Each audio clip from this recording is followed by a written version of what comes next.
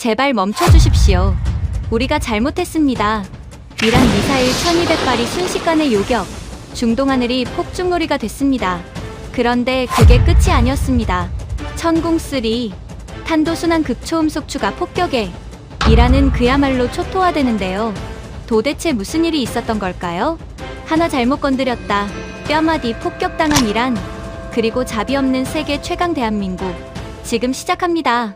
안녕하세요. 사우디 전략획득청에서 방공 무기체계 도입 총괄 담당 하미드 알살만입니다.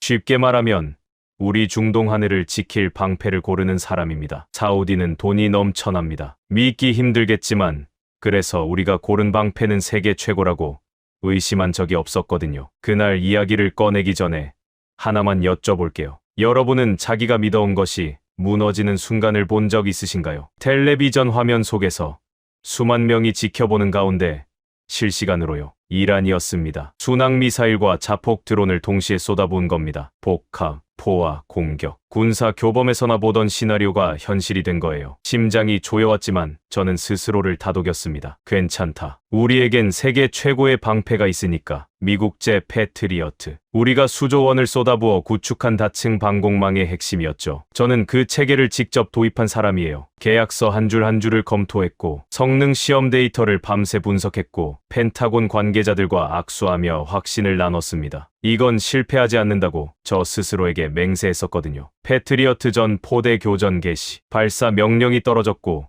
화면에 초록색 요격선이 그려지기 시작했습니다. 하나, 둘, 셋. 순항미사일 몇 기가 공중에서 산화했어요. 잘 되고 있었습니다. 상황실에 안도의 한숨이 퍼졌죠. 그런데요. 빨간 점 3개가 요격선을 뚫고 내려오고 있었습니다. 저고도로 파고드는 탄도미사일이었어요. 해면 스키밍, 그러니까 바다 표면을 핥듯이 날아오는 궤적이었죠. 패트리어트의 레이더가 늦게 잡았습니다. 교전 시간이 부족했어요. 요격탄이 발사됐지만 빗나갔고 두 번째 시도도 마찬가지였습니다. 상황실이 얼어붙었습니다. 주바일 항만 인근 착탄 확인. 자밀의 목소리가 상황실에 울렸을 때 저는 모니터를 멍하니 바라보고 있었어요.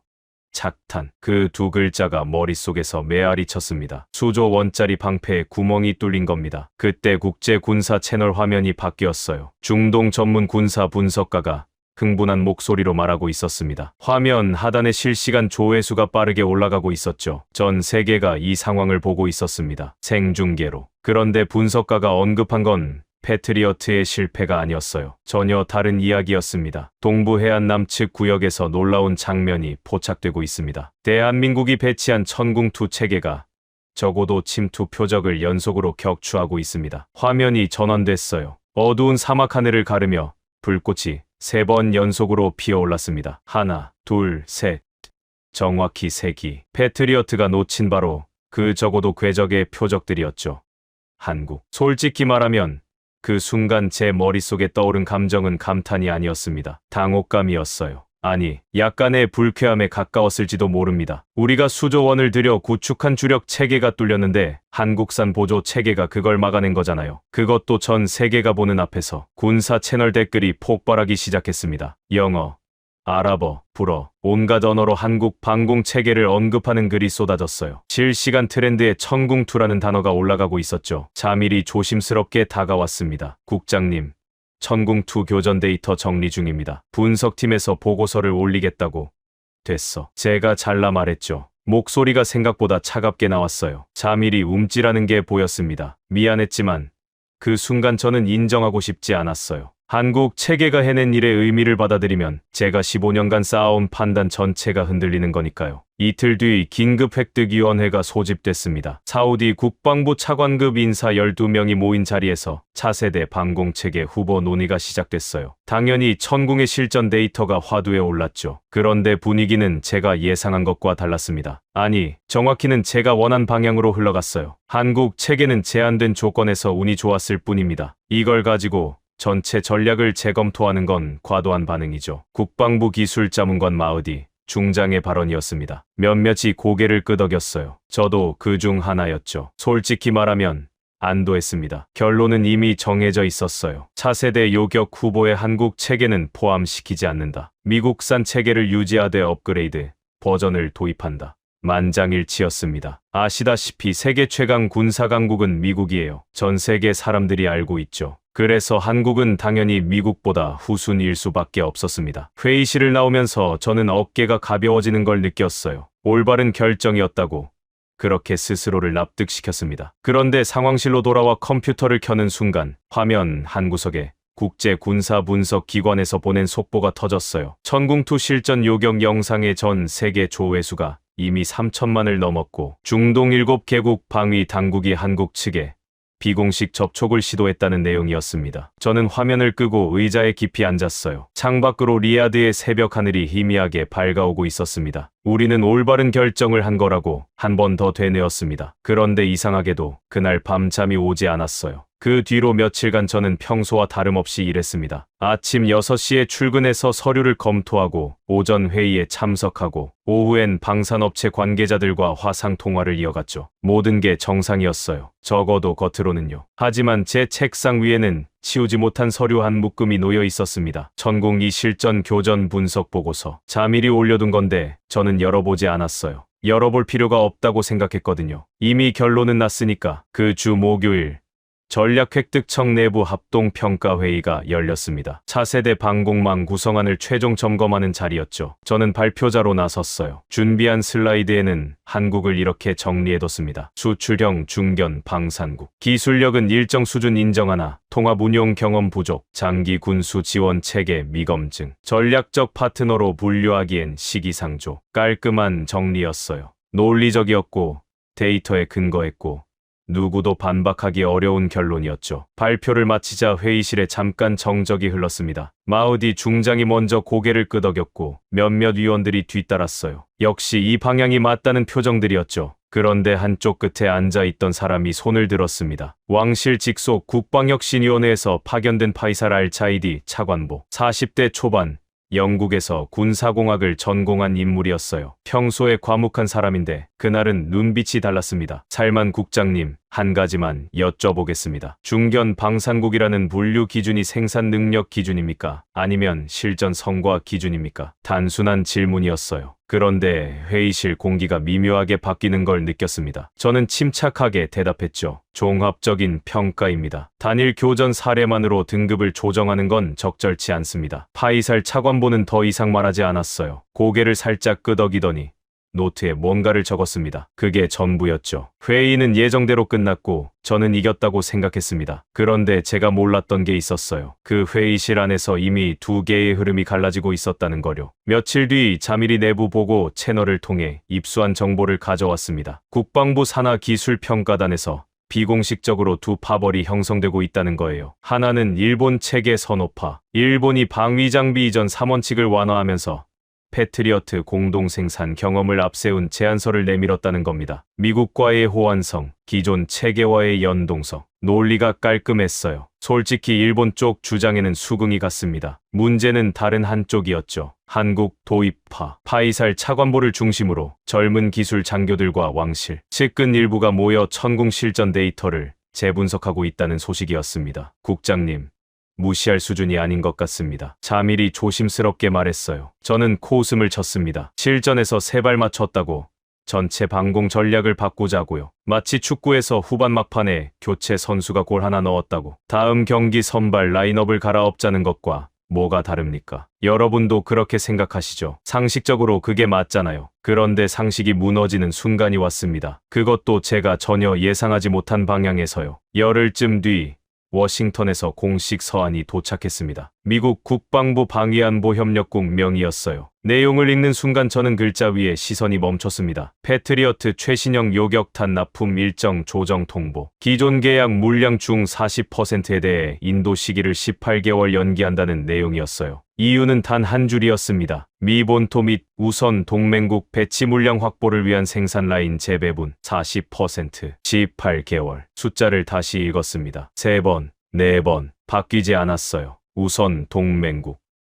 그 단어가 가슴에 못처럼 박혔습니다. 우리는 수십 년간 미국 무기를 사왔어요. 수조 원을 쏟아부었고 합동훈련에 참여했고 기지를 제공했습니다. 그런데 정작 미사일이 날아올 때 우리는 우선순위가 아니었던 겁니다. 자밀이 서한을 들고 온 날 저는 아무 말도 하지 못했어요. 자밀도 말이 없었습니다. 상황실 모니터에는 여전히 걸프 해역 감시 화면이 떠 있었고 그 화면 속 우리 방공망에는 패트리어트 아이콘이 빈틈없이 깔려 있었죠. 화면상으로는 완벽한 방어선이었습니다. 하지만 그 아이콘 뒤에 실제로 장전될 요격탄이 제 시간에 오지 않는다면 저건 그냥 그림이에요. 빈 총을 들고 서 있는 보초병과 다를 게 없는 거죠. 소식은 빠르게 올라갔습니다. 국왕 직속 안보자문 회의까지. 자밀이 전해준 바로는 국왕께서 보고를 받으시고 한동안 아무 말씀도 하지 않으셨다고 합니다. 그리고 단 한마디만 하셨다고요. 우리 하늘은 우리가 지킬 수 있어야 한다. 그 한마디가 사우디 방위산업 전체를 뒤흔들었어요. 국왕의 뜻은 명확했습니다. 특정 국가에 종속된 방공체계는 더 이상 용납할 수 없다. 다원화하라. 이틀 만에 차세대 방공 후보 재검토 지시가 떨어졌습니다. 제가 깔끔하게 정리해서 배제했던 선택지들이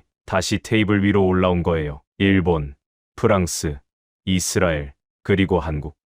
파이살 차관보가 이 소식을 듣고 어떤 표정을 지었을지 저는 직접 보지 못했습니다. 하지만 상상은 되었어요. 재검토 작업이 시작되면서 각국의 비교 보고서가 쏟아졌습니다. 기술 사양, 요격 확률, 레이더 탐지 범위, 운용 인력 규모, 예상했던 항목들이었죠. 저는 일본 체계 쪽의 밑줄을 그으며 검토했습니다. 미국 체계와의 연동성이 높고 기술 이전 조건도 나쁘지 않았어요. 이쪽이 현실적이라고 판단했습니다. 그런데 보고서 마지막 섹션에 제가 예상하지 못한 항목이 추가돼 있었어요. 공급망 자립도 비교. 파이살 차관보 팀에서 요청해 삽입한 항목이었습니다.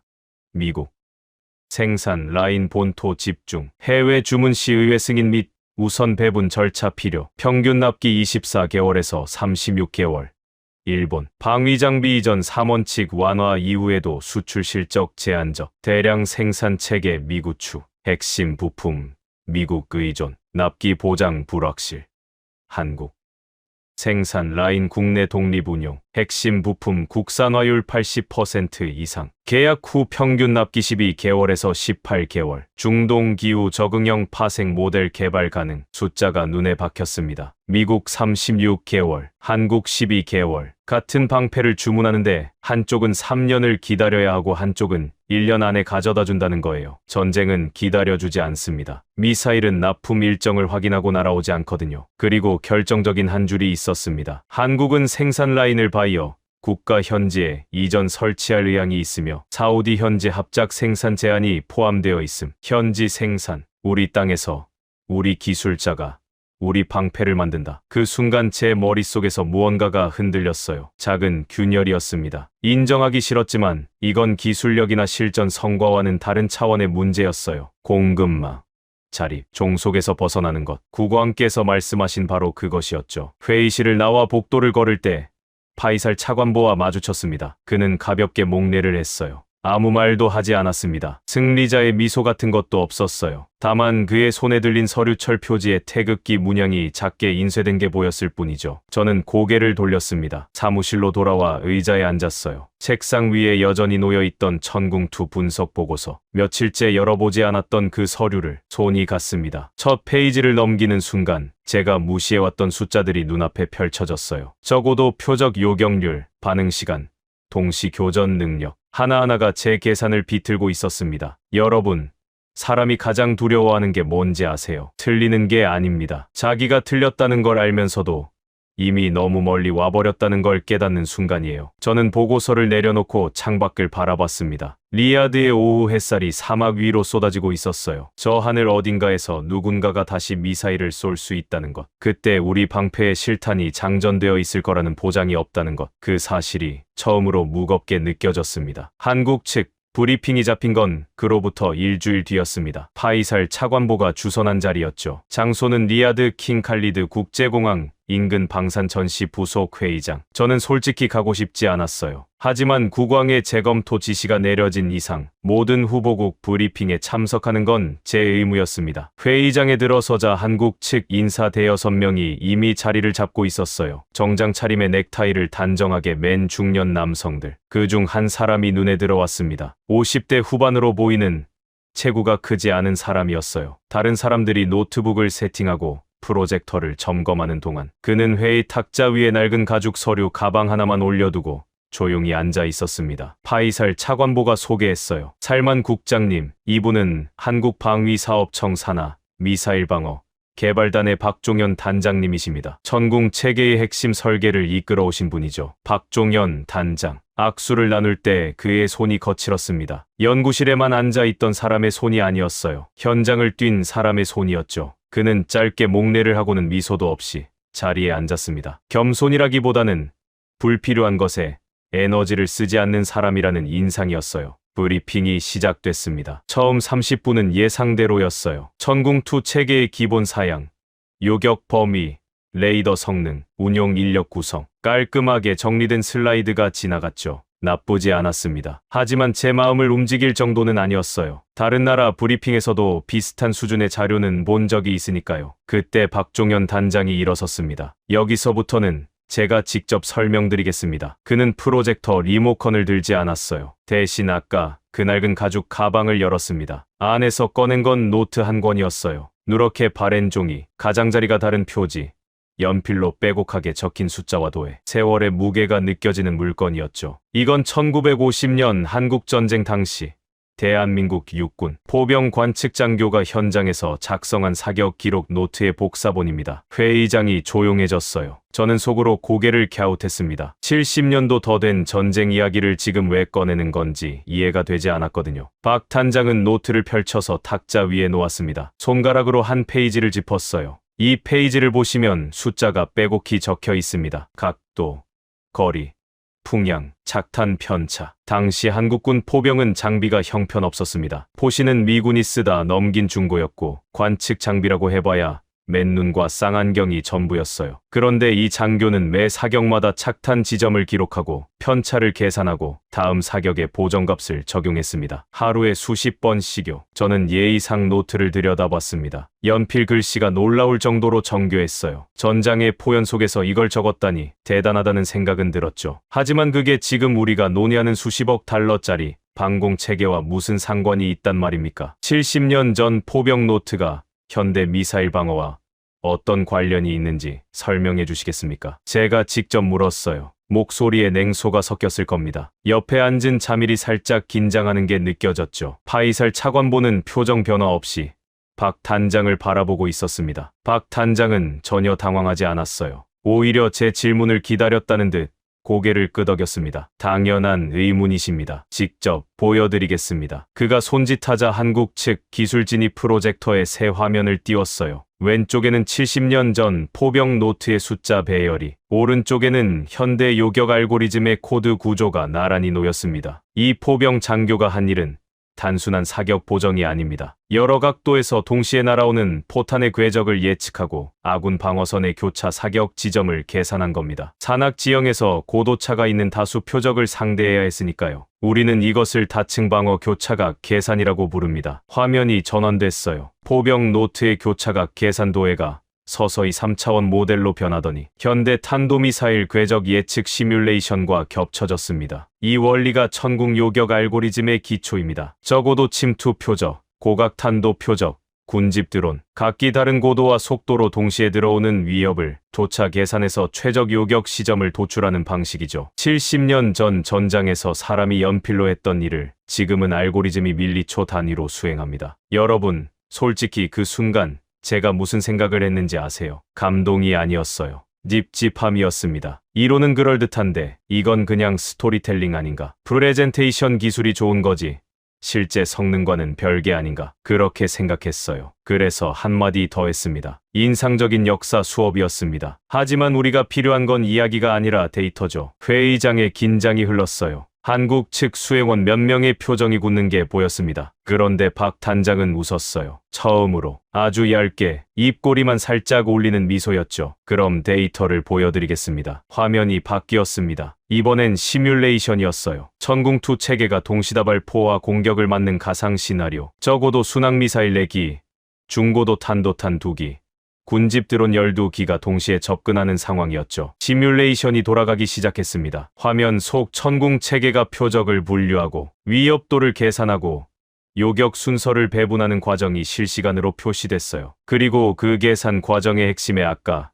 그 교차각 계산 원리가 작동하고 있다는 표시가 전멸했습니다. 18기 표적 중 17기 요격, 요격률 94%. 숫자가 화면에 떴을 때 저는 표정을 관리하려 애썼습니다. 옆에서 파이살 차관보가 팔짱을 풀고 메모를 시작하는 게 보였어요. 그때 박 단장이 마지막 슬라이드를 넘겼습니다. 화면에 뜬 건 단 2줄이었어요. 천궁3. 탄도탄 요격 고도 40km 이상 확장 설계 완료. 2027년 실전 배치 목표 40km. 그 숫자의 의미를 저는 즉시 알아챘습니다. 현재 천궁2가 저고도에서 중고도까지 커버한다면 천궁3는 고고도 탄도탄까지 손을 뻗겠다는 거예요. 미국의 사드에 준하는 영역이죠. 한국이 거기까지 올라오겠다고요. 박 단장은 슬라이드를 가리키며 말했습니다. 저희가 가져온 건 오만이 아닙니다. 로드맵입니다. 70년간 실전에서 쌓아온 계산법 위에 다음 세대를 설계하고 있습니다. 브리핑이 끝나고 악수를 나눌 때 박 단장이 그 낡은 노트 복사본을 제게 건넸어요. 받을 이유가 없었지만 거절할 명분도 없었습니다. 저는 서류 가방에 넣었어요. 가방 안에서 노트가 미국 국방부 납기 지연 통보서 옆에 나란히 놓였죠. 차로 돌아오는 길에 자밀히 물었습니다. 국장님,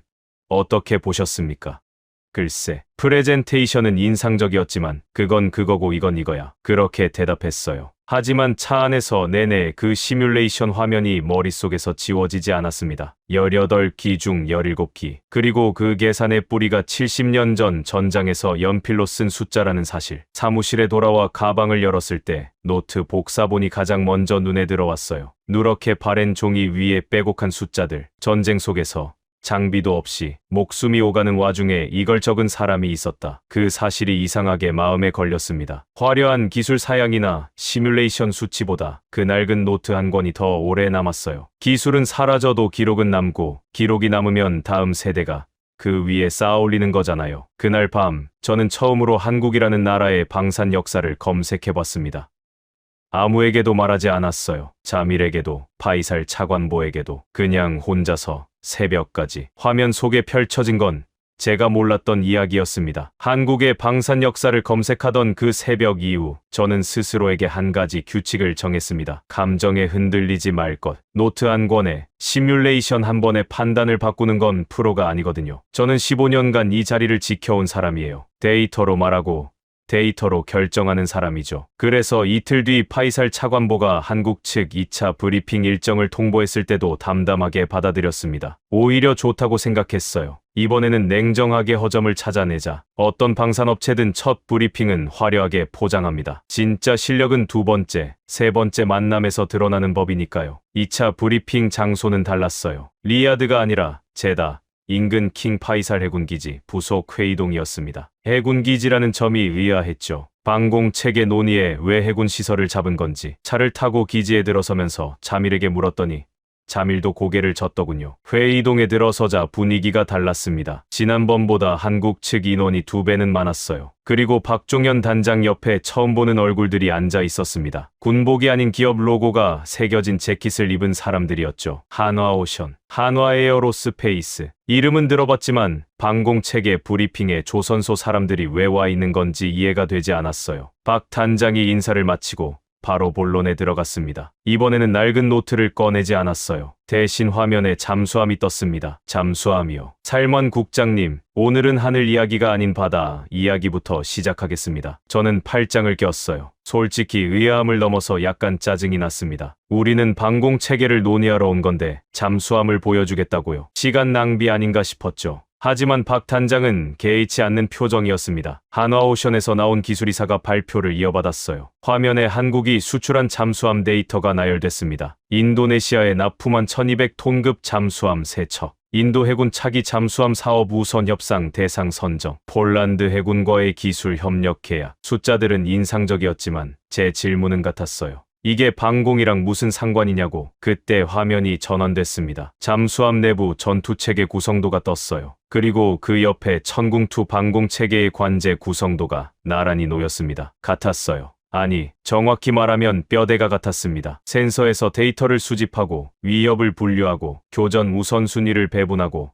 발사를 결정하는 흐름. 잠수함의 어뢰 교전 체계와 방공 미사일 요격 체계가 동일한 아키텍처 위에서 돌아가고 있었어요. 우리는 이것을 통합 전투관리 플랫폼이라고 부릅니다. 박 단장이 다시 일어서며 말했습니다. 하늘이든 바다든 위협이 다가오면 해야 할 일은 같습니다. 탐지하고, 분류하고, 계산하고, 요격한다. 한국은 이 네 단계의 설계 언어를 통일했습니다. 잠수함에 쓰는 두뇌와 방공에 쓰는 두뇌가 같은 문법으로 사고하는 겁니다. 여러분, 이게 왜 중요한 건지 아시겠어요? 저는 그 순간 깨달았습니다. 보통 나라들은 하늘 따로, 바다 따로, 육지 따로 만들어요. 각각 다른 회사가 다른 설계로 다른 체계를 납품하죠. 그걸 나중에 억지로 연결하려면 호환 문제가 터지고 업데이트할 때마다 돈이 들어갑니다. 마치 전화기, 컴퓨터, 태블릿을 전부 다른 회사 제품으로 산 다음에 서로 연동시키려고 고생하는 것과 같죠. 그런데 한국은 처음부터 하나의 설계 언어로 전부 만들었다는 거예요. 기술이사가 물러나고 한화에어로스페이스 측 담당자가 나왔습니다. 이번에는 영상이었어요. 통합 관제 인공지능 시연 영상. 화면 속에서 하나의 관제 화면이 하늘과 바다와 육상의 센서 데이터를 동시에 받아들이고 있었습니다. 드론 편대의 접근 궤적, 수면 아래 잠수함 위치 추정, 지상 이동식 발사대의 좌표. 이 모든 정보가 하나의 화면에 통합되어 흐르고 있었죠. 인공지능이 각 위협의 우선순위를 실시간으로 재배열하는 과정이 보였어요. 드론 편대가 접근 방향을 바꾸자 0.3초 만에 요격 배분이 재계산됐습니다. 사람이 개입하기도 전에요. 이 관제 체계는 현재 한국군 실전 배치 완료 단계에 있으며 수출 버전의 설정 커스터마이징이 가능합니다. 저는 화면을 보면서 계산하고 있었어요. 우리가 지금 미국에서 도입한 방공과 해군 전투 체계는 별개 시스템이에요. 서로 다른 업체가 만들었고 연동하는 데만 수년이 걸렸습니다. 업그레이드할 때마다 미국 본사 기술진을 불러야 했고 그때마다 추가 비용이 청구됐죠. 한 번은 소프트웨어 패치 하나에 8개월이 걸린 적도 있었어요. 그런데 한국 체계는 처음부터 하나니까 업데이트도 한 번이면 전체에 적용된다는 말이었습니다. 파이살 차관보가 수첩에 뭔가를 빠르게 적고 있었어요. 마우디 중장도 와 있었는데 처음으로 팔짱을 풀고 화면을 응시하고 있더군요. 브리핑이 거의 끝나갈 무렵이었습니다. 박 단장이 마지막 슬라이드를 넘기기 전에 잠시 멈췄어요. 그의 표정이 미묘하게 변했습니다. 신중한 눈빛이었죠. 마치 이 다음 말을 꺼내도 되는지 잠깐 고민하는 것 같았어요. 마지막으로 한 가지만 말씀드리겠습니다. 이건 공개 자료가 아닙니다. 회의장의 공기가 달라졌어요. 한국 측 수행원들 사이에서도 긴장감이 돌았습니다. 최근 한국은 중동 지역의 한 우방국에 전자전 대응 패키지를 비공개로 납품했습니다. 전자전. 그 단어가 나오는 순간 제 귀가 곤두섰어요. 전자전은 현대전에 보이지 않는 전장입니다. 적의 레이더를 교란하고 통신을 마비시키고 미사일의 유도 장치를 속이는 기술이죠. 이 분야는 미국, 이스라엘이 사실상 독점하고 있다고 알고 있었습니다. 납품 대상국과 세부 사양은 밝힐 수 없습니다. 다만 이 패키지는 천궁 체계와 연동하여 적의 재밍 환경에서도 요격 성능을 유지하도록 설계되었다는 점만 말씀드립니다. 한국이 전자전까지 솔직히 놀랐습니다. 방공 미사일 하나 잘 만드는 나라라고 생각했어요. 잠수함까지 같은 설계로 만든다는 건 인상적이지만 그래도 제한된 범위의 이야기라고 여겼죠. 그런데 전자전 대응 패키지까지, 그것도 이미 중동에 납품을 완료했다고요. 미사일을 파는 게 아니었어요. 하늘의 방패, 바다의 눈, 전파의 칼, 이 모든 걸 하나의 설계 철학 안에서 만들어내는 나라, 그게 한국이라는 겁니다. 브리핑이 끝나고 회의동을 나서는데 제다의 바닷바람이 얼굴을 스쳤어요. 킹 파이살 해군기지 너머로 홍해가 반짝이고 있었습니다. 저 바다 어딘가에 한국이 만든 잠수함이 이미 항해하고 있을지도 모른다는 생각이 문득 들었죠. 자밀이 옆에서 조심스럽게 입을 열었습니다. 국장님, 전자전 패키지 납품건은 확인해볼까요? 확인해봐. 무심하게 대답했지만 속으로는 이미 계산이 시작되고 있었어요. 미국에서 방공 따로, 해군 따로, 전자전 따로 사면 얼마인가? 각각의 호환 작업에 드는 비용은, 업그레이드 때마다 미국 의회 승인을 기다리는 시간은, 그리고 한국에서 통합으로 도입하면, 차에 타면서 박 단장과 나눈 마지막 악수가 떠올랐어요. 그가 한마디를 덧붙였었거든요. 살만 국장님, 저희는 무기를 팝니다. 하지만 그보다 먼저 설계를 팝니다. 설계를 판다. 그 말이 귓가에 맴돌았습니다. 무기는 소모품이에요. 쏘면 사라지죠. 하지만 설계는 남습니다. 설계가 우리 것이 되면 다음 무기는 우리가 만들 수 있어요. 국왕께서 말씀하셨죠. 우리 하늘은 우리가 지킬 수 있어야 한다고. 그 말씀의 진짜 의미가 이제야 조금씩 보이기 시작했습니다. 리야드로 돌아가는 비행기 안에서 저는 창밖의 사막을 내려다보며 생각에 잠겼어요. 끝없이 펼쳐진 모래 위에 석유 시설들이 점점이 박혀 있었습니다. 저것들을 지키려면 하늘도 막아야 하고 바다도 감시해야 하고 전파도 장악해야 합니다. 세 개의 전장을 세 개의 열쇠로 여는 것과 하나의 마스터키로 여는 것 중 어느 쪽이 현명한 선택인지 답은 이미 알고 있었어요. 다만 인정하는데 시간이 좀 더 필요했을 뿐입니다. 한국에 직접 가게 된 건 제 결정이 아니었습니다. 파이살 차관보가 국왕 직속 안보자문회의에 보고서를 올렸고 자문회의에서 현지 실사를 권고한 거예요. 저는 반대할 수 없었습니다. 아니, 솔직히 말하면 반대할 명분이 남아있지 않았어요. 비행기에서 내려 김포가 아닌 사천이라는 도시로 향했습니다. 경상남도, 한국 남쪽 해안에 붙어있는 작은 도시죠. 이곳에 한국항공우주산업, 그러니까 KAI의 항공기 생산시설과 시험비행장이 있다고 했어요. 차창 밖으로 한국의 풍경이 흘러갔습니다. 산이 많더군요. 사우디와는 전혀 달랐어요. 초록빛 산등성이 사이로 도로가 구불구불 이어지고 작은 마을들이 산자락에 옹기종기 붙어 있었습니다. 이 좁은 땅에서, 이 작은 나라에서 전투기를 독자 개발했다고요. 아직은 반신반의했어요. 시험비행장에 도착했을 때 첫인상은 의외로 소박했습니다. 거대한 방산단지를 상상했는데 규모가 생각보다 아담했거든요. 미국 로키드 마틴의 포트워스 공장을 본 적이 있는데 그것과 비교하면 10분의 1도 안 되는 크기였죠. 속으로 생각했어요. 역시 중견국의 한계인가. 활주로 옆 관람석에 자리를 잡았습니다. 파이살 차관보, 자밀, 그리고 한국 측에서 박종현 단장과 공군 관계자 몇 명이 함께했어요. 바람이 불었습니다. 해안 도시라 바람에 소금기가 섞여 있었죠. 멀리서 엔진 소리가 들려왔어요. 처음에는 낮은 울림이었습니다. 지면을 타고 전해지는 진동, 점점 커졌어요. 가슴팍을 두드리는 것 같은 저주파가 온몸을 감쌌습니다. 그리고 활주로 끝에서 한 대의 전투기가 모습을 드러냈어요. KF-21 보람에. 여러분, 전투기를 가까이서 본 적 있으세요? 텔레비전 화면이나 사진으로 보는 것과 실제로 눈앞에서 이륙하는 걸 보는 건 완전히 다른 경험이에요. 공기가 찢어지는 소리, 열기가 얼굴을 스치는 감각, 그리고 수십 톤짜리 금속 덩어리가 중력을 거부하며 하늘로 솟구치는 그 순간 본능적으로 압도됩니다. 보라매가 활주로를 달리기 시작했어요. 가속이 놀라울 정도로 빨랐습니다. 날렵한 동체가 아지랑이를 뚫고 나아가더니 기술을 들어 올리는 순간 마치 손바닥 위에 매가 하늘로 뛰어오르는 것 같았죠. 관람석 위를 저공으로 한 차례 선회할 때 그림자가 우리 위를 스쳤어요. 심장이 쿵 했습니다. 시연은 약 20분간 이어졌어요. 급기동, 고속 선회, 저고도 침투 비행, 쌍발 엔진의 굉음이 사천 하늘을 채웠습니다. 저는 목을 꺾어 기체를 쫓으면서 한 가지를 확인하고 있었어요. 안정성. 전투기의 진짜 실력은 화려한 기동이 아니라 극한 상황에서 얼마나 흔들림 없이 버티느냐로 판가름 나거든요. 보람에는 급선회 직후 수평복귀가 매끄러웠습니다. 떨림이 없었어요. 착륙 후 박 단장이 다가와 물었습니다. 어떻게 보셨습니까? 인상적이었습니다. 이번에는 사교적 인사가 아니라 진심이었어요. 하지만 거기서 멈추지 않았죠. 저는 바로 물었습니다. 엔진은 어디 겁니까? 핵심 질문이었어요. 전투기에서 엔진은 심장이에요. 동체와 레이더는 직접 만들어도 엔진을 외국에 의존하면 결국 종속에서 벗어나지 못하거든요. 우리 사우디가 지금 겪고 있는 것과 같은 문제죠. 박 단장은 고개를 끄덕였어요. 예상했다는 표정이었습니다. 현재는 미국 제너럴 일렉트릭의 F414 엔진을 탑재하고 있습니다. 이 부분은 숨기지 않겠습니다. 솔직했어요. 감점 요인일 수 있는 부분을 스스로 꺼내놓은 거죠. 저는 내심 이것 보라고 생각했습니다. 결국 핵심은 미국 것 아닌가.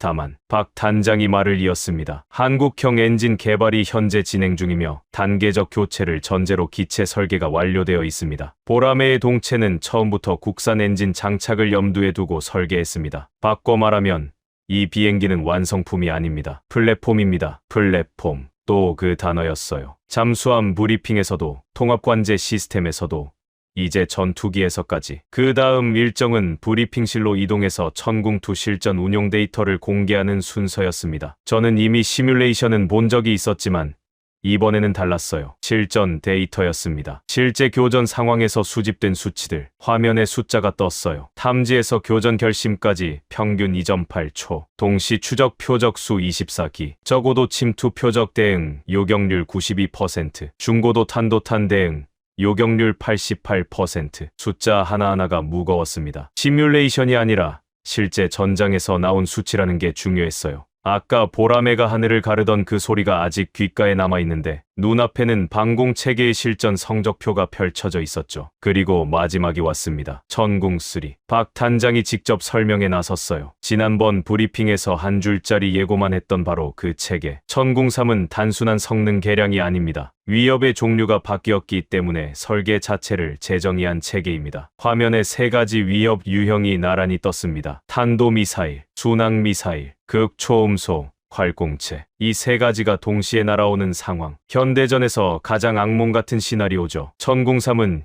이 세 가지 위협을 단일 체계에서 동시에 대응합니다. 각 위협의 속도, 고도, 궤적 특성이 전혀 다르기 때문에 기존 방식대로라면 세 개의 별도 체계가 필요합니다. 하지만 천궁3은 다층 교전 알고리즘, 자동 재분배 기능을 통해 하나의 관제 체계가 실시간으로 교전 자원을 배분합니다. 자동 재분배. 그 말의 의미를 한 번에 알아챘어요. 축구로 치면 수비수 11명이 각자 맡은 구역만 지키는 게 아니라 공의 움직임에 따라 실시간으로 진영을 바꾸면서 동시에 세 방향에서 들어오는 공격을 막는 겁니다. 그것도 감독의 지시 없이 스스로. 화면이 시뮬레이션을 재생했어요. 탄도탄이 고각으로 내려오고 순항미사일이 저고도로 파고들고 극초음속 활공체가 불규칙한 궤적으로 접근하는 상황. 천궁3 관제 체계가 0.2초 만에 각 위협의 유형을 분류하고 요격탄을 배분하고 동시에 전자전 대응, 모듈을 가동하는 과정이 보였습니다. 그 순간 제 머릿속에서 모든 퍼즐이 맞아떨어졌어요. 70년 전 포병 노트의 교차각 계산, 잠수함과 방공이 공유하는 통합 플랫폼, 전자전 대응 패키지, 보라매의 확장 가능한 설계, 천궁3의 다층 자동 재분배. 이것들이 따로따로 있는 게 아니었습니다. 전부 하나의 설계 철학 위에 쌓아올린 층들이었어요. 70년이라는 시간 동안 전쟁의 교훈 위에 기술을 얹고 기술 위에 체계를 얹고 체계 위에 다음 세대를 얹어온 거예요. 패트리어트,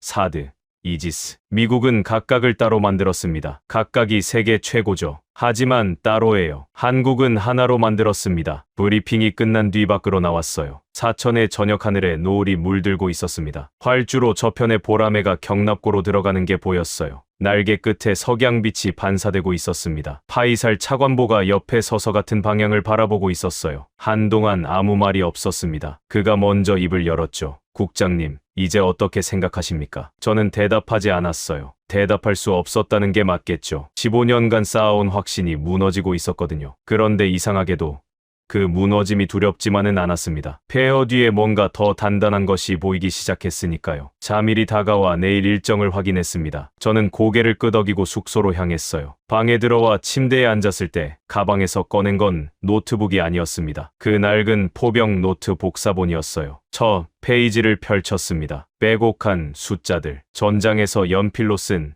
살아남기 위한 계산. 이 계산이 70년 뒤 극초음속 활공체를 요격하는 알고리즘이 되었다. 노트를 덮고 창밖을 바라봤어요. 사천의 밤은 조용했습니다. 그 조용함 속에서 저는 결심하고 있었습니다. 한국에서 돌아온 뒤 저는 보고서를 쓰지 않았습니다. 정확히 말하면 쓸 수가 없었어요. 머릿속에 너무 많은 것이 들어있었거든요. 보라매의 엔진 소리, 천궁3의 시뮬레이션 화면, 박종현 단장의 조용한 눈빛. 이것들을 냉정한 숫자와 문장으로 정리하기엔 제 안에서 뭔가가 아직 정돈되지 않은 상태였죠. 그래서 시간을 달라고 했습니다. 파이살 차관보에게 일주일만 여유를 달라고요. 그는 흔쾌히 승낙했어요. 아마 제가 어떤 상태인지 눈치챘을 겁니다. 15년간 한 방향만 보고 달려온 사람이 처음으로 멈춰 서서 뒤를 돌아보려는 중이라는 거요. 그런데 세상은 제가 정리할 시간을 주지 않았습니다. 사흘째 되던 날 아침, 사무실에 출근하자마자 자밀이 태블릿을 들고 달려왔어요. 표정이 심상치 않았습니다. 이제는 자밀의 표정만 봐도 뉴스의 무게를 짐작할 수 있었죠. 국장님, 독일에서 나온 겁니다. 화면에 떠 있던 건 유럽 방산 전문 매체의 속보였어요. 독일 연방국방부가 차세대 단거리 방공체계 사업의 우선 협상 후보를 발표했는데 최종 3개 후보에 한국 체계가 포함되어 있었습니다. 독일이요. 나토의 중심축. 유럽 최대의 경제대국, 레오파르트 전차와 유로파이터를 만드는 나라. 방산에 관해서는 자존심이 하늘을 찌르는 그 독일이 한국 방공체계를 최종 후보에 올렸다고요. 저는 태블릿을 자밀에게 돌려주고 컴퓨터를 켰습니다. 직접 확인해야 했어요. 검색을 시작하자 관련 기사가 쏟아졌습니다. 독일만이 아니었어요. 폴란드. 이미 한국과 K2 전차, K9 자주포, 대규모 계약을 체결한 폴란드가 방공 분야로 협력을 확대하겠다고 공식 발표했습니다. 기사에 따르면 폴란드 국방부 차관은 이렇게 말했다고 해요. 한국은 약속한 납기를 지킨 유일한 파트너였다고. 납기를 지킨 유일한 파트너. 그 문장이 눈에 박혔습니다. 우리 사우디가 미국에서 받은 18개월 인도 지연 통보가 떠올랐거든요. 노르웨이. 한국 방공 레이더 기술에 대한 공동연구 양해각서 체결. 루마니아. 한국 방공체계 기술 설명회 개최 요청. 기사가 끝없이 이어졌어요. 여러분, 이 상황을 어떻게 이해해야 할까요? 제가 몇 주 전까지 수출형 중견, 방산국이라고 분류했던 나라가 유럽 한가운데서 주요 방공 파트너로 부상하고 있었습니다. 며칠 뒤 더 결정적인 자료가 도착했어요. 파이살 차관보가 나토 실무 보고서 4본을 입수해서 저에게 보내온 겁니다. 비밀 등급은 아니었지만 제한대포 문서였죠. 나토 방공 실무그룹이 작성한 차세대 통합 방공 체계 호환성 평가 보고서. 그 보고서를 펼치는 순간 저는 자리에서 움직일 수 없었습니다. 한국 천공 체계, 미군 C2 네트워크 연동 시험 통과. C2 지휘 통제 네트워크. 나토 회원국 방공 체계가 미군 지휘 체계와 실시간으로 정보를 주고받는 핵심 신경망이에요. 이것과 연동된다는 건 단순히 성능이 좋다는 뜻이 아닙니다. 미국이 만든 게임의 규칙 안에서 함께 뛸 수 있다는 뜻이에요. 제가 한국 체계를 배제했던 논리 중 하나가 바로 이거였습니다. 미국 체계와의 호환성. 우리 방공망은 미국 중심으로 구축되어 있으니 한국 체계를 넣으면 연동이 안 된다. 그래서 위험하다. 깔끔한 논리였죠. 그런데 나토가 그 연동을 이미 시험했고 통과시켰다는 겁니다. 제 논리의 기둥이 하나 더 부러진 거예요. 그 주 내내 유럽 소식이 계속 들어왔습니다. 독일 공영방송이 한국 방산 특집을 내보냈어요. 내용의 핵심은 두 가지였습니다. 첫째, 생산 속도. 한국은 주문 후 실제 인도까지의 시간이 주요 방산국 중 가장 짧다. 둘째, 실전 피드백 구조. 한국군이 실전에서 운용한 데이터가 곧바로 다음 개발 주기에 반영되는 폐쇄 순환 구조를 갖추고 있다. 실전 피드백 구조. 이건 제가 한국 방문해서 직접 확인한 거였죠. 70년 전 포병 노트에서 시작해서 천궁 3까지 실전의 교훈이 끊기지 않고 다음 세대로 흘러가는 그 구조. 독일 방송이 그걸 집어낸 겁니다. 프랑스 르몽드지도 한국 방산을 다뤘어요. 기사 톤이 미묘했습니다. 프랑스는 자국 방산에 자부심이 강한 나라거든요. 라팔 전투기, 아스테르 방공 미사일. 그런 프랑스 언론이 한국을 정면으로 다루고 있다는 것 자체가 의미심장했죠. 자밀이 각국 반응을 정리한 요약본을 가져왔을 때 저는 한 가지를 깨달았습니다. 한국은 미국과 경쟁하는 게 아니었어요. 이게 핵심이었습니다. 제가 그리고 사우디 국방부 대부분이 범한 오류가 여기에 있었어요. 한국을 미국의 대체제로 본 겁니다. 미국 것을 빼고 한국 것을 넣는 제로섬 게임이라고 생각했죠. 그래서 반발이 심했던 거예요. 미국이라는 검증된 거인을 버리고 한국이라는 신참을 택하는 건 도박이라고. 그런데 유럽은 다르게 접근하고 있었습니다. 나토 C2 연동 시험이 그 증거예요. 한국 체계를 미국 체계의 대체제가 아니라 미국 체계와 함께 작동하는 보완제로 본 겁니다. 미국산 패트리어트가 고고도를 맡으면 한국산 천궁이 저고도를 맡는다. 미국산 레이더와 한국산 레이더가 같은 네트워크에서 정보를 공유한다. 경쟁이 아니라 분업이었어요. 마치 축구에서 기존 에이스 스트라이커를 빼는 게 아니라 옆에 빠른 윙어를 한 명 더 세우는 것과 같았죠. 팀 전체가 강해지는 거예요. 그걸 깨달은 순간 위기감이 밀려왔습니다. 유럽이 이미 이 구조를 받아들이고 있다면 우리는 뒤처지고 있는 겁니다. 독일, 폴란드, 노르웨이, 루마니아. 이 나라들이 한국과 손을 잡으면 한국 방산의 생산 라인은 유럽 주문으로 꽉 찹니다. 그때 우리가 뒤늦게 문을 두드리면 대기줄 맨 뒤에 서야 해요. 미국에 줄 서서 기다리다가 한국에도 줄 서서 기다리는 꼴이 되는 겁니다. 저는 파이살 차관보에게 연락했어요. 그날 밤이었습니다. 차관보님, 보고서를 쓰겠습니다. 내일까지. 전화 너머로 잠깐 침묵이 흘렀어요. 그리고 파이살 차관보의 목소리가 들렸습니다. 기다리고 있었습니다.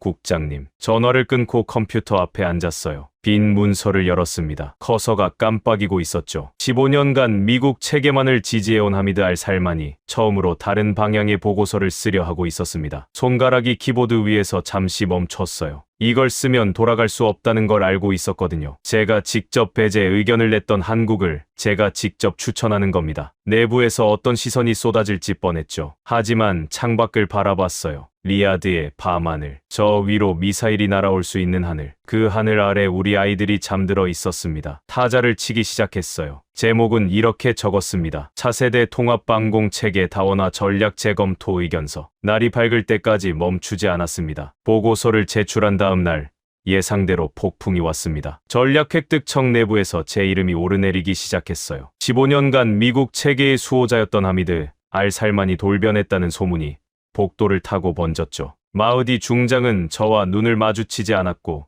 기술자문단 일부는 대놓고 불만을 표시했습니다. 괜찮았어요. 예상한 바였으니까. 그런데 제가 예상하지 못한 일이 하나 있었습니다. 보고서를 제출하고 나흘째 되던 날 파이살 차관보에게서 연락이 왔어요. 목소리가 평소와 달랐습니다. 긴장이라기보다는 일종의 경외감 같은 것이 묻어 있었죠. 국장님, 내일 오후 왕실 자문위원 알 무바라크 월로께서 면담을 요청하셨습니다. 알 무바라크 월로. 그 이름을 듣는 순간 등줄기가 서늘해졌어요. 압둘라 알 무바라크, 80대 후반의 왕실 원로 자문위원이죠. 현역에서는 물러나셨지만 사우디 국방 분야에서 그분의 한마디는 국왕의 결재보다 무거울 때가 있었습니다. 1960년대부터 사우디 산업화를 직접 이끌어온 분이에요. 석유가 아닌 산업으로 나라를 세우겠다는 꿈을 가장 먼저 품었던 세대의 마지막 생존자 중 한 분이죠. 그분이 저를 왜 부르시는지 짐작이 가면서도 확신이 없었습니다. 다음 날 오후 리야드 외곽의 왕실 별궁 부속 응접실로 향했어요. 자밀도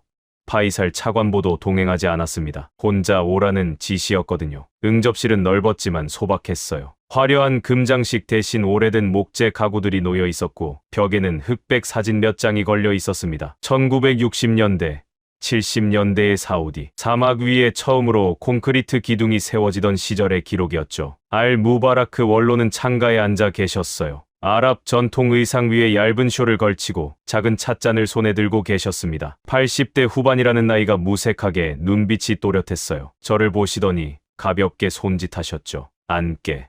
하미드. 제 이름을 아셨어요. 직함이 아니라 이름으로 부르셨습니다. 그것만으로 긴장이 풀리면서도 동시에 더 조여왔죠. 이분 앞에서는 직함 뒤에 숨을 수 없다는 뜻이니까요. 차를 한 모금 하시더니 창밖을 바라보시며 말씀하셨습니다. 자네 보고서를 읽었네. 심장이 한 박자 멈췄어요. 잘 썼더군. 하지만 내가 자네를 부른 건 보고서 때문이 아니야. 원로께서 천천히 고개를 돌려 벽에 걸린 흑백 사진 하나를 가리키셨어요. 사막 한가운데에 거대한 파이프 구조물이 세워지고 있는 사진이었습니다. 그 앞에 작은 체구의 동양인 노동자들이 줄지어 서 있었죠. 헬멧을 쓰고 먼지에 뒤덮인 작업복을 입고 카메라를 향해 웃고 있었습니다. 1970년 주바일 산업항 건설 현장이야. 원로의 목소리가 낮아졌어요. 회상하는 사람 특유의 현재와 과거 사이를 오가는 그런 톤이었습니다. 그때 나는 산업항 건설 감독관이었네. 32이었지. 전 세계에서 건설업체가 몰려들었어. 미국, 영국, 일본, 이탈리아, 사우디의 석유 달러를 노리고 온 거였지. 그런데 그 많은 업체들 사이에 이상한 나라에서 온 사람들이 있었어. 잠시 쉬었어요. 찻잔을 탁자에 내려놓으시는 소리가 조용한 방 안에 울렸습니다. 한국. 현대건설이라는 회사였네. 여러분, 1970년이면 한국이 어떤 상태였는지 아세요? 전쟁이 끝난 지 20년도 채 안 된 세계에서 가장 가난한 나라 중 하나였어요. 그 나라에서 온 노동자들이 중동 사막에서 플랜트를 짓겠다고 나선 겁니다. 다들 비웃었어. 솔직히 나도 반신반의했지. 장비도 부족했고 경험도 적었으니까. 그런데 말이야. 원로께서 사진 속 한국 노동자들을 바라보시며 말씀하셨어요. 약속한 날짜에 플랜트를 완공한 건 그 사람들이 유일했네. 유일. 미국 업체는 3개월 늦었어. 영국은 설계 변경을 요구하며 추가 비용을 청구했지. 일본은 꼼꼼했지만 느렸고 한국 사람들은 사막 한가운데서 텐트를 치고 살면서 밤낮 없이 일했네. 라마단이 뭔지도 모르면서 우리 관습을 존중하려 애쓰더군. 공사 기간 내내 사고율이 가장 낮았어. 그리고 정확히 계약서에 적힌 날짜에 완공 보고를 올렸지. 저는 가만히 듣고 있었습니다. 70년 전 포병 노트와는 또 다른 이야기였지만 어딘가 닿아 있는 느낌이었어요. 원로께서 몸을 약간 앞으로 기울이셨습니다. 그때 현대건설의 현장 책임자를 만난 적이 있네. 젊은 사람이었어. 내가 물었지. 이 규모의 플랜트를 이 기간 안에 끝낼 수 있다고 확신하느냐고. 잠시 침묵이 흘렀어요. 원로의 눈가에 미세한 주름이 깊어졌습니다. 50년도 더 된 기억을 꺼내는 표정이었죠. 그 사람이 뭐라고 했는지 아나? 이렇게 말했어. 우리는 이것보다 더 큰 걸 지을 겁니다. 이건 시작입니다. 시작. 그 한마디가 응접실 안에 울렸어요. 그때 나는 허풍이라고 생각했네. 전쟁 폐허에서까지 일어선 나라가 뭘 더 크게 짓겠다는 건가 싶었지. 그런데 말이야. 하미드. 원로께서 저를 똑바로 보셨습니다. 지금 그 나라가 전투기를 만들고 잠수함을 수출하고 미사일 방어 체계를 유럽에 팔고 있다네. 방안이 조용했어요. 에어컨 소리만 낮게 흘렀습니다. 내가 50년 동안 지켜본 게 있어. 한국 사람들은 작게 시작하지만 절대 작게 설계하지 않아. 주바일 플랜트도 그랬네. 처음 지을 때 규모는 작았어. 하지만 나중에 증설할 수 있도록 기초와 배관을 미리 확장형으로 깔아뒀더군. 당시에는 아무도 몰랐지. 10년 뒤 그 플랜트를 3배로 키울 때 다른 업체가 지은 건물은 기초부터 다시 파야 했는데 한국이 지은 건 배관 연결만 하면 됐어. 확장을 전제로 설계한다. 그 순간 모든 것이 연결됐습니다. 70년 전 포병 노트가 현대 요격 알고리즘이 된 것. 잠수함과 방공이 같은 아키텍처를 공유하는 것. 보라매가 완성품이 아니라 플랫폼인 것. 천궁3이 40km 고도까지 확장 설계된 것. 전부 같은 겁니다. 50년 전 사막에서 배관을 미리 깔아둔 것과 같은 사고방식이에요. 원로께서 찻잔을 다시 드셨습니다. 한 모금 하시고는 조용히 말씀하셨어요. 한화라는 기업을 아나? 고개를 끄덕였습니다. 브리핑에서 한화오션, 한화에어로스페이스를 만났으니까요. 김승현이라는 사람이 그 그룹을 이끌고 있지. 내가 직접 만난 적은 없네만 중동 방산 쪽에서 그 사람 이야기가 도네. 한 번 맺은 관계는 상황이 나빠져도 끊지 않는다고. 계약 조건이 불리해져도 먼저 손 내미는 사람이라고 하더군. 원로께서 창밖을 바라보셨어요. 리야드의 오후 햇살이 정원의 야자수 위로 쏟아지고 있었습니다. 사막에서 사업을 하려면 기술보다 중요한 게 하나 있네. 약속을 지키는 것. 50년 전에도 지금도 한국은 그걸 지켰어. 한화가 약속을 목숨처럼 지키는 것도, 한국 사람들이 단 한 번의 약속을 어기지 않는 것도, 대한민국이 지금 세계 최고 선진국이 된 것도 모두 의리에서 시작됐어. 면담은 1시간 남짓이었습니다. 원로께서 마지막으로 하신 말씀은 이거였어요. 자네가 올바른 방향을 보고 있다고 생각하네. 나머지는 자네 몫이야. 별궁을 나서는데 경호원이 문을 열어줬어요. 그 경호원의 눈이 잠깐 저를 스쳤습니다. 원로께서 누군가를 단독으로 만나셨다는 건 그 자체로 메시지거든요. 경호원은 아무 말 없었지만 고개를 살짝 숙였어요. 평소엔 없던 동작이었습니다. 차에 타자 자밀히 기다리고 있었어요. 제 표정을 살피더니 아무것도 묻지 않았습니다. 현명한 부관이죠. 이틀 뒤 전략획득청 확대 회의가 소집됐습니다. 의제는 하나, 차세대 방공 체계 최종 후보 선정.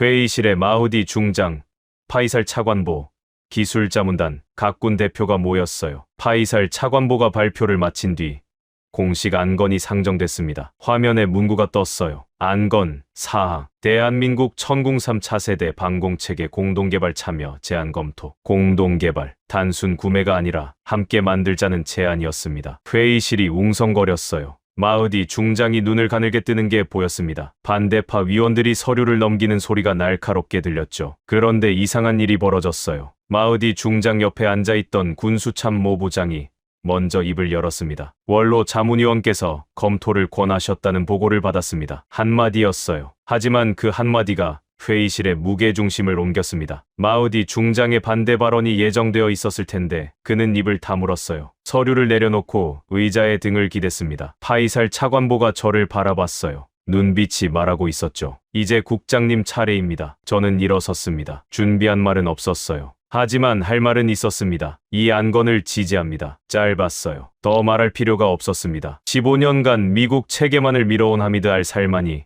한국과의 공동개발을 지지한다고 말한 거예요. 회의실의 시선이 전부 저에게 쏠렸습니다. 자밀이 회의실 뒤편에서 고개를 숙이는 게 보였어요. 미소를 감추는 것 같았습니다. 파이살 차관보는 수첩을 덮으며 고개를 한번 끄덕였죠. 안건은 찬성 다수로 정식 검토 단계에 진입했습니다. 회의실을 나오면서 복도 창밖을 바라봤어요. 리야드의 하늘이 맑았습니다. 저 하늘을 지킬 방패를 이제 우리가 직접 설계에 참여해서 만들게 될지도 모른다는 생각이 들었어요. 50년 전 사막에서 배관을 미리 깔아둔 그 사람들과 함께 그날이 왔습니다. 중동 합동방공훈련 이글실드, 사우디, 아랍에미리트, 카타르, 쿠웨이트, 오만 5개국이 참가하는 사상 최대 규모의 다국적 방공훈련이었어요. 장소는 사우디 동부 네품 사막 일대. 훈련 명칭에 방패라는 단어가 들어간 건 우연이 아니었습니다. 이 훈련의 핵심 목적은 새로운 방패를 전 세계에 보여주는 거였으니까요. 저는 합동지휘소 중앙 관제석에 앉아 있었어요. 제 옆에는 파이살 차관보, 맞은편에는 마흐디 중장이 자리했습니다. 마흐디 중장은 여전히 과묵했지만 이 자리에 앉아 있다는 것 자체가 변화의 증거였죠. 몇 달 전까지 한국 체계를 운이 좋았을 뿐이라고 일축했던 분이에요. 합동지휘소 뒤편으로 각국 군 관계자, 국제 군사 분석가, 그리고 언론이 빼곡히 들어차 있었습니다. 카메라가 수십 대, 위성 중계차가 사막 위에 줄지어 서 있었어요. 국제 군사 채널은 물론이고 각국 공영방송, 온라인 스트리밍 플랫폼까지 동시 생중계를 예고한 상태였습니다. 자밀이 옆에서 태블릿을 보며 속삭였어요. 국장님, 생중계 사전 접속자가 이미 2천만을 넘었습니다. 2천만. 훈련이 시작도 되기 전에요. 전 세계가 이 사막을 지켜보고 있었습니다. 일장에서 걸프 방공망이 뚫리는 장면을 생중계로 본 것이 엊그제 같은데 이번에는 우리가 무대 위에 선 거예요. 그런데 이번 생중계의 주인공은 패트리어트가 아니었습니다. 관제 화면 중앙에 새로운 아이콘이 떠 있었어요. 천궁3점, 한국과 사우디가 공동 개발에 합의한 뒤